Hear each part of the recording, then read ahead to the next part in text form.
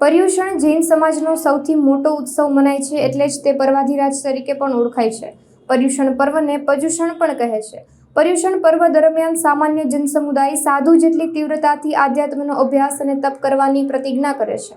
પર્યુષણ પર્વ દરમિયાન જૈનો ઉપવાસ અને આત્માને પવિત્ર કરે તેવા આધ્યાત્મિક કાર્યો કરે છે.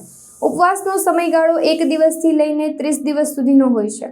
સમગ્ર રાજકોટના જૈન દેરાસરોમાં તપ, ત્યાગ અને આરાધનાનો માહોલ પર્યુષણ પર્વમાં જોવા મળે છે. પર્યુષણ પર્વમાં દેરાસરોને રંગબેરંગી રોશનીના શણગાર અને સુશોભનથી સજાવવામાં આવ્યા છે. ત્યારે રાજકોટમાં સાધુ વાસવાણી રોડ નજીક આવેલ પાટીદાર ચોકમાં શ્રી જીરાવાલા પાર્શ્વનાથ જિનાલયમાં મૂળનાયક જીરાવાલા પાર્શ્વનાથ બિરાજમાન છે.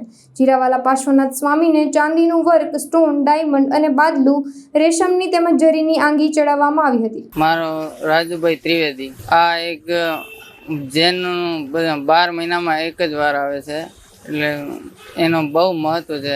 આપણે વ્યાખ્યાન હોય છે, પર્યુષણ મહાપર્વનો પ્રતિક્રમણ હોય છે, ભવ્યથી ભવ્ય 8 દિવસ લગી આંગી કરવામાં આવે છે. બહારથી માણસો આવે છે, બોમ્બેથી, અમદાવાદથી, બધી ઉત્સવ ભર્યો ઉમંગ પૂજા કરવા આવે છે. બધા દર્શનનો લાભ લે છે.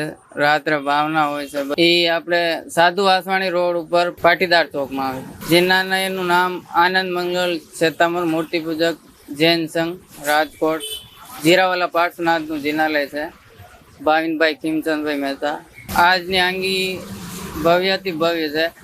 આપણે બાટલાની છે, જરીવાળી છે, સ્ટોન લગાવેલા છે, ડાયમંડ છે, બધી